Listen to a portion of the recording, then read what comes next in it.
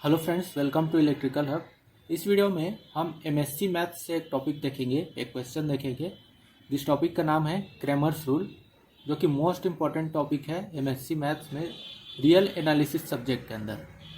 तो इस टॉपिक पे हम एक क्वेश्चन देखेंगे जो कि हर साल पूछा जाता है। तो चलिए सीधे क्वेश्चन पे आते हैं। क्वेश्चन है हमारे पास, सॉल्व बाई क्रैमर्स रूल, जहाँ पे हमें तीन इक्वेशन दिए हैं एक्स वाई और जेड के फॉर्म में। पहला इक्वेशन है x plus y minus z is equal to 5। दूसरा इक्वेशन है 3x minus 2y plus 2z is equal to 0। And third equation है 4x plus 2y minus 3z is equal to 14। तो ऐसा equation आपको तीन इक्वेशन दिया होगा जिसको आपको क्रैमर्स रूल से सॉल्व करना है, और सॉल्व करके एक्स वाई एंड जेड की वैल्यू आपको निकालनी है। और कोई भी स्टेप को आप स्किप मत कीजिएगा, वीडियो को पूरा देखिएगा तभी आपको समझ आएगा। रहने को बहुत इजी टॉपिक है। तो सबसे पहले हमें क्या करना है, first we have to calculate D को कैलकुलेट करना है सबसे पहले। तो डी कैसे कैलकुलेट करेंगे, तो ये जो इक्वेशन दिया हुआ है उसको सबसे पहले हम मैट्रिक्स के फॉर्म में अरेंज करेंगे। तो देखिए, अगर मैं लिखता हूँ डी इज इक्वल टू, पहले मैट्रिक्स के फॉर्म में अरेंज कैसे करेंगे, जो एक्स वाई और जेड के कोफिशिएंट है उनको हमें लिख लेना है। जैसे यहाँ पे एक्स का कोफिशिएंट 1 है, वाई का कोफिशिएंट 1 है, जेड का कोफिशिएंट -1 है। ठीक है, उसी तरह दूसरे इक्वेशन से कंपेयर करेंगे 3 -2 एंड 2, एंड थर्ड इक्वेशन से 4 2 एंड -3। ठीक है, यह हुआ हमारा डी का वैल्यू। और उसी तरह मैं लिखता हूँ, जो राइट साइड में इक्वल के बाद जो संख्या है उनको हम मैट्रिक्स के फॉर्म में लिखते हैं। उसको मैं मान लेता हूँ सपोज टू ए लिखता हूँ मैं 5 0 14। इसको भी हमने मैट्रिक्स के फॉर्म में लिख लिया। अब जैसे ही हम डी लिख लेंगे, इसका हमें डिटर्मिनेंट निकालना है। ठीक है, इसको मतलब सॉल्व करना है, छोटा करना है। तो डिटर्मिनेंट कैसे निकालते थे आपको अगर याद होगा तो, जब सबसे पहले इस 1 की बात करेंगे, या तो ऐसे चलिए या तो ऐसे चलिए। तो हम ऐसे चल रहे हैं लेफ्ट टू राइट। तो सबसे पहले इस 1 को लिख लेंगे, उसके बाद ब्रैकेट लगाएंगे, इसको छोड़ देंगे और इसको छोड़ देंगे। तो हमारे पास क्या बचेगा, ये चारों बचेंगे। अब इसका मल्टीप्लाई इससे करना है, माइनस करना है इन दोनों के मल्टीप्लाई से। ठीक है, तो ये हो जाएगा। देखिए मैं लिखते जा रहा हूँ, पहले हम किसका मल्टीप्लाई करेंगे, -2 इंटू -3 का, और उसको माइनस करेंगे इन दोनों के मल्टीप्लाई से, मतलब 2 इंटू 2 से। ठीक है, ये ब्रैकेट क्लोज किए। उसके बाद जब यहाँ की बात करेंगे तो यहाँ पे -1 लिखेंगे। ध्यान रखेंगे, ये वाला प्लस होता है, माइनस होता है, फिर प्लस होता है। उसी तरह ये प्लस, फिर ये माइनस, फिर प्लस। ठीक है, मैं यहाँ के कोफिशिएंट की बात कर रहा हूँ, अभी तो यहाँ पे प्लस ही दिया हुआ है।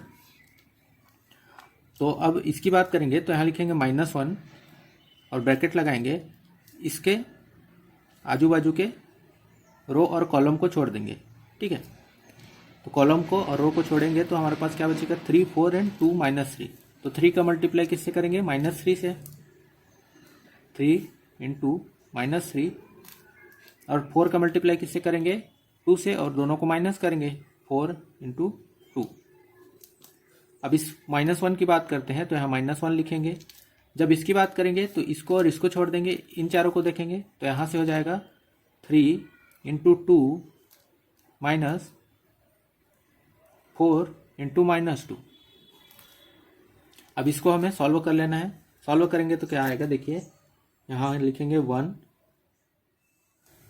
ये हो जाएगा 6 हो जाएगा, 3 इंटू 2 6, -4 -1, ये हो जाएगा -9 -8 -1 6 प्लस ये माइनस माइनस प्लस हो जाएगा +8। अब इसको फिर से सॉल्व करेंगे तो हमें मिलेगा डी का वैल्यू सीधा सीधा हमें मिलेगा 5। ठीक है, इसको आपको ब्रैकेट बना के रख लेना है, ये काम का चीज़ है। डी यहाँ से हमने निकाल लिया 5। अब इसके बाद क्या करना है, इसके बाद थोड़ा सा ट्रिकी है बट वो भी इजी स्टेप्स हैं। आपको लाइन बाय लाइन सबको अप्लाई करना है और आसानी से आंसर आ जाएगा। ठीक है, अब हम लिखते हैं now calculate dx by replacing, इस ए से रिप्लेस करेंगे, ठीक है। Replacing 5 0 14 into first column of D, we get. तो ये जो डी है उसके हमें फर्स्ट कॉलम कौन सा है, ये वाला, उससे हमें इस ए को रिप्लेस करना है। तो रिप्लेस करेंगे तो यहाँ पे लिखता हूँ मैं, डी को रिप्लेस कर रहे हैं किससे, एक्स वाले कंपोनेंट से, तो एक्स लिख लेता हूँ डी एक्स। तो डी एक्स हमें क्या मिलेगा, 5 0 14, फर्स्ट कॉलम को हमने हटा दिया और बाकी के जो दो कॉलम है उसको सेम टू सेम हमें लिख लेना है, 1 -2 एंड 2, और लिखेंगे -1 2 एंड -3। अब इसको हमें फिर से सॉल्व करना है, ठीक है। जैसा डिटर्मिनेंट निकाले थे अभी, यहाँ पर जो मेथड लगाए थे उसी तरह यहाँ पर भी हमको सॉल्व करना है। तो मैं एक सॉल्व करके दिखाता हूँ, बाकी आप जब डी एक्स के लिए सॉल्व करता हूँ, जब डी वाई डी जेड निकालेंगे उसको आप अपने से कर लेंगे, ठीक है। मैं सिर्फ आंसर बता दूंगा उसका। तो डी एक्स निकालेंगे तो क्या होगा, डी एक्स इक्वल टू, पहले लिखेंगे 5, ठीक है, इस 5 को, तो 5 लिखेंगे तो इसको और इसको छोड़ देंगे, इन चारों की बात करेंगे तो इन चारों के लिए हो जाएगा -2 इंटू -3, माइनस करेंगे 2 इंटू 2, ब्रैकेट क्लोज। फिर जब 1 की बारी आएगी तो अब लिखेंगे -1, याद रखेंगे जब बीच वाले की बात करेंगे तो यहाँ पर माइनस साइन लगाएंगे, ठीक है। फिर से ब्रैकेट लगाएंगे, इसको और इसको छोड़ देंगे, 0 इंटू -3 लिखेंगे, माइनस करेंगे 14 इंटू 2 से। फिर लास्ट बचा हमारे पास -1, जब -1 को लेंगे तब इसको और इसको छोड़ देंगे, इन चारों की बात करेंगे तो ये हो जाएगा 0 इंटू 2 माइनस 14 इंटू -2। जब इसको कंप्लीट सॉल्व कर लेंगे, आप सॉल्व करेंगे तो ये आएगा हमारे पास, dx का वैल्यू आएगा हमारे पास 10, ठीक है। इसको भी आप ब्रैकेट बना के रख लीजिए। तो यहाँ से हमने d निकाल लिया और dx निकाल लिया, ठीक है। अब आपको dy और dz निकालना है, तो मैं यहाँ पे लिख देता हूँ, ध्यान से सुनिएगा, इसको आपको सॉल्व करना है, मैं यहाँ सॉल्व नहीं कर रहा हूँ एग्जाम में, लेकिन आपको सॉल्व करना पड़ेगा। जब dy निकालेंगे तो क्या करेंगे, इस 5 0 और 14 से, ये जो 5 0 14 है जो a निकाला है, उससे हमें इस d के सेकेंड कॉलम को रिप्लेस करना है। तो यहाँ पे मैं लिख रहा हूँ, इसको काटता हूँ। यहाँ पे dy के लिए क्या निकालेंगे, देखिए dy हमारे पास आएगा 1 3 4, और सेकेंड कॉलम को हटा के वहाँ पे 5 0 14 लिखेंगे, 5 0 14, फिर लिखेंगे -1 2 -3। अब इसको आपको सॉल्व करना है, ठीक है, डिटर्मिनेंट निकालना है इसका। तो dy क्या आएगा हमारे पास, dy सॉल्व करके आप निकालेंगे इसको, dy आएगा 15। तो dx भी मिल गया, dy भी मिल गया। अब dz निकालेंगे तो क्या करेंगे, सेम प्रोसेस यहाँ पे भी करेंगे।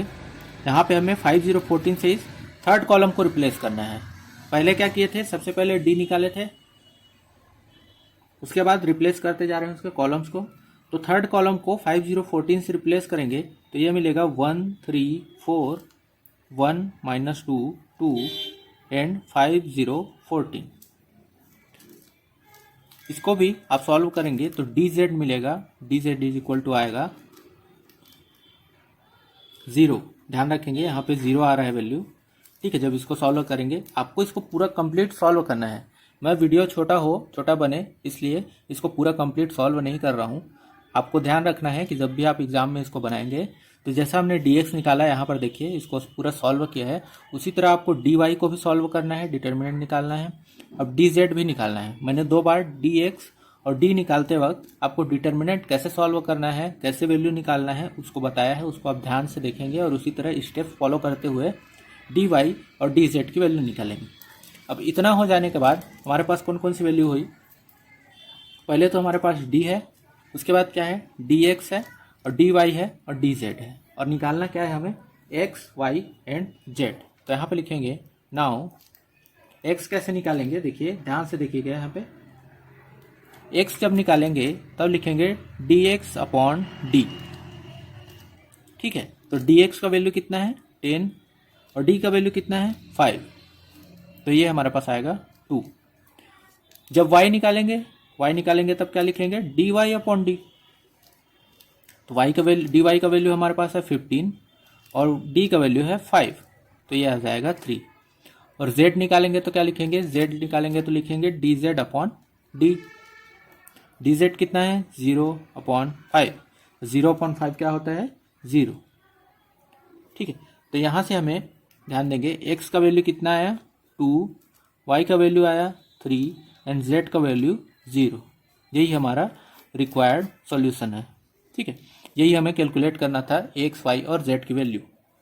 तो इस तरह आपको क्रेमर्स रूल से x, y और z की वैल्यू निकालना है। एमएससी में मोस्ट इंपॉर्टेंट टॉपिक बनता है और इस पे बेस्ड क्वेश्चन एक ना एक पूछा ही जाता है रियल एनालिसिस सब्जेक्ट से। तो इस वीडियो में इतना ही, जल्दी मिलेंगे अगले वीडियो के साथ। Thanks for watching.